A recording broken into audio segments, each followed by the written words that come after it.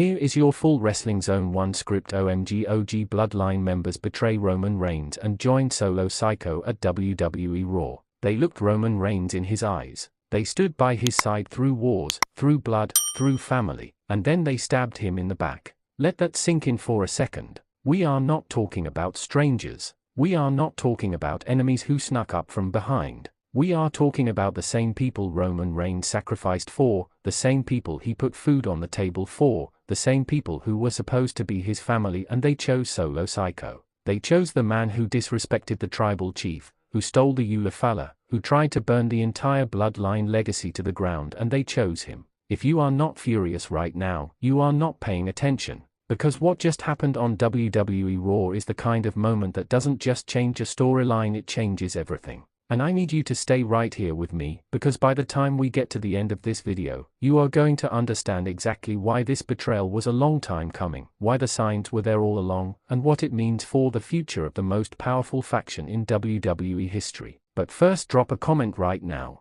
On a scale of 1 to 10, how shocked were you by this betrayal? Let's see those numbers in the comment section. Wrestling Zone, the foundation that was built on lies. To understand the magnitude of this moment, you have to go back to the beginning. The Bloodline was not just a faction, it was a dynasty. Roman Reigns didn't just build a stable, he built an empire. The original group formed with Roman Reigns, G Uso, Jimmy Uso, and Paul Heyman, and from there it evolved into something nobody in wrestling history had ever seen before. Wikipedia: they dominated SmackDown 4 years. They held multiple championships simultaneously. They broke records that may never be touched again. From May 2022 until April 2023, the Usos held the undisputed WWE Tag Team Championship, simultaneously holding both the Raw and SmackDown titles in the longest male tag team title reign in WWE history. The sportster Roman Reigns himself sat on top of the entire industry as undisputed WWE Universal Champion for over 1,300 days.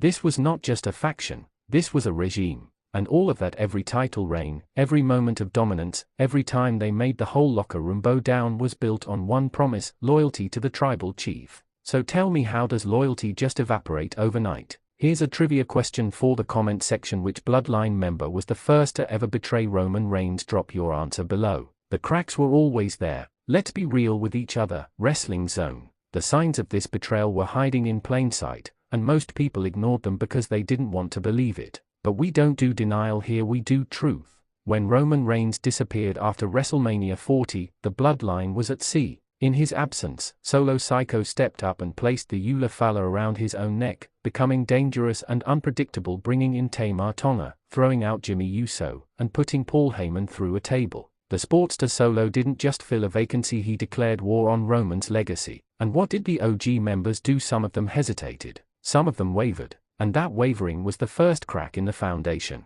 Think about this: when Solo was dismantling everything Roman built, when he was humiliating Paul Heyman, when he was parading around with the ERUPTS like it belonged to him, where was the immediate, unified response? It took months. It took losses. It took Roman Reigns himself returning to fight for what was his before the OG members got their act together. And now some of those same OG members have looked at everything that's happened, at Roman taking back the ERUPTS, at the Bloodline civil war, at all the chaos, and they've made a calculated decision to align with Solo Sikoa. Why? Because power, ultimately, is more seductive than loyalty. What this betrayal actually means. Let me give you the real talk that nobody else is going to give you. This isn't just about one episode of Raw. This isn't just a shocking moment for the highlight reel. This betrayal fundamentally shifts the entire power structure of the Bloodline saga, and it raises a question that should terrify every Roman Reigns fan watching right now. Can Roman Reigns actually trust anyone? Despite everything Roman Reigns did for them, some members still returned and aligned against him, and Solo Sikoa has been actively exploiting that sentiment, calling out OG members for rejecting his proposals only to eventually come crawling back to the new Bloodline.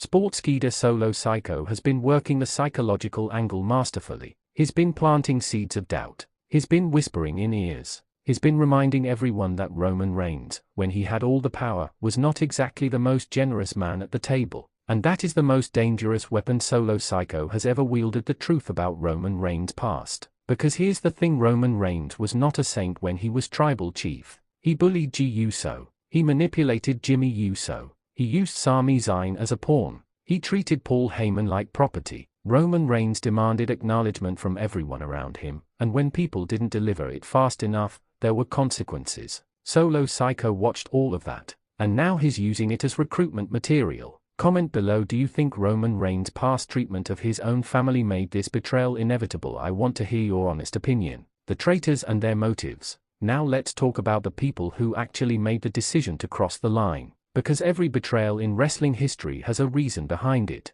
Nobody just wakes up and decides to burn their closest relationships for no cause. There is always a motive, always a grievance that was left unaddressed for too long. Think about what these OG Bloodline members have been through. Years of standing in Roman's shadow. Years of being supporting characters in someone else's story. Years of winning championships and main eventing premium live events, but always with the understanding that Roman Reigns was the head of the table and they were just sitting at it. The Bloodline saga has become a masterclass in storytelling, with minor details often evolving into major plot twists, subtle glances, nods, and unspoken agreements carrying enormous weight in how loyalties eventually shift. Sportskeeda, and that's exactly what WWE has been cooking here. These are not impulsive decisions. These are calculated, premeditated moves by people who have been watching and waiting for exactly the right moment. And Solo Sikoa handed them that moment on Raw. Here's a trivia question for you: how many total times has the Bloodline won the War Games match? Drop your answer in the comments.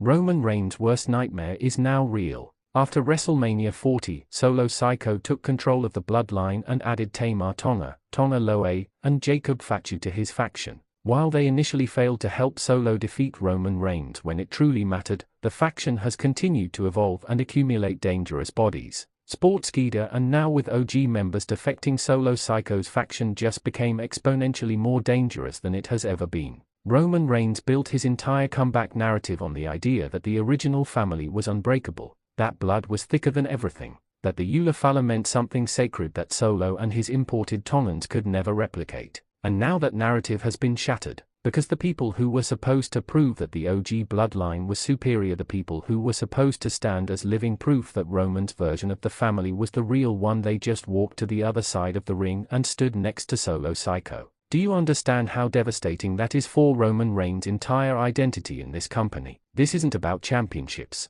This isn't about match results. This is about legacy. This is about whether everything Roman built actually meant something, or whether it was always just a house of cards waiting for one hard win to blow it all down. What happens next? The road to WrestleMania 42. Now let's look forward. Because Wrestling Zone doesn't just react, we analyze. This betrayal sets up something potentially massive heading into WrestleMania 42. The MFT faction, formerly known as the Bloodline, consists of Solo Sikoa, the Tongans, and JC Macho on the SmackDown brand. Wikipedia, and now, with OG defectors potentially joining their ranks, Solo Sikoa could be building toward the most stacked version of his faction we've ever seen. Meanwhile, Roman Reigns is going to be forced to make a choice he has never had to make before. Who does he actually trust? If the people closest to him can flip, then Roman cannot operate the way he's always operated. He cannot rely on the muscle around him. He cannot assume that everyone in his corner is genuinely in his corner. Roman Reigns might actually have to fight this war alone.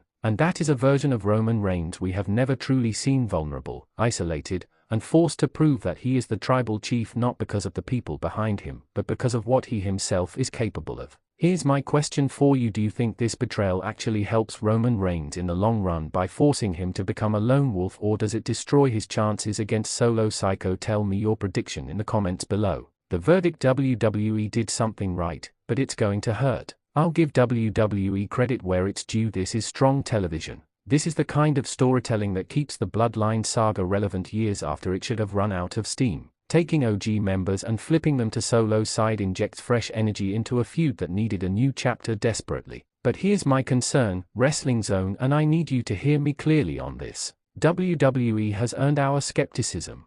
How many times have we seen a shocking moment on Raw only for the follow-up to be completely botched the next week? How many times have we seen a massive betrayal angle only for WWE to forget about it and move on to something else? How many times have we been excited only to be let down? The return of Roman Reigns could have been the best thing for Solo Sikoa's career. Instead, it was the worst. The moment Reigns returned, the booking consistently prioritized Roman at every major turn. The Sportster, and the worry now is that this betrayal becomes another dramatic moment that benefits Roman Reigns' story rather than actually evolving Solo Sikoa or the traitors into something genuinely new and compelling. WWE has a golden opportunity here. They can take this betrayal and build something that rivals the greatest faction warfare storylines in wrestling history. They can make the OG defectors into complex, morally grey characters with legitimate reasons for their choices. They can make Solo Sikoa into the most credible villain the Bloodline saga has ever produced. Or they can fumble it in 3 weeks and have everyone apologizing at the next premium live event.